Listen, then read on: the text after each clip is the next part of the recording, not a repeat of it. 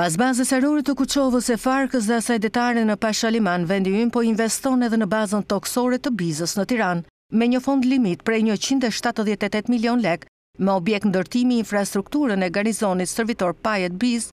Ministria e Mbrojtjes ka hapur tenderin që parashikon punimet për ta shëntruar këtë repartë ushtarak që ka funksionuar deri në vitet 1990.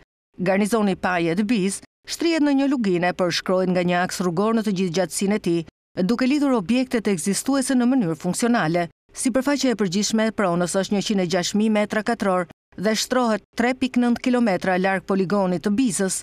Projekti parashikon rikonceptimin arkitektonik, duke vendosur në qendër sheshin ceremonial për rreshtimin e trupave, çadrat e komandës së shërbitjes, çadrat logjistike për ushqime e shërbim, çadrat e ndërlidhjes, si dhe sheshin e fjetjes.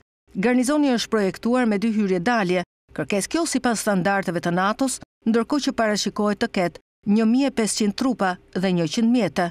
Përveç e bazës modeste ushtarake të Bizës që shtrihet në malsinë e Tiranës, është edhe ajo e bazës detare të Pashalimanit, ku pritet të investohet në ndërtim bankinash, thellim baseni, qendra e zhytjes së shërbitjes, si dhe depo armatimi. Zgjerimi i bazës prek edhe regjimentin e helikopterëve në Fark dhe repartin ushtarak 1001, që pritet të ketë ndërhyrje.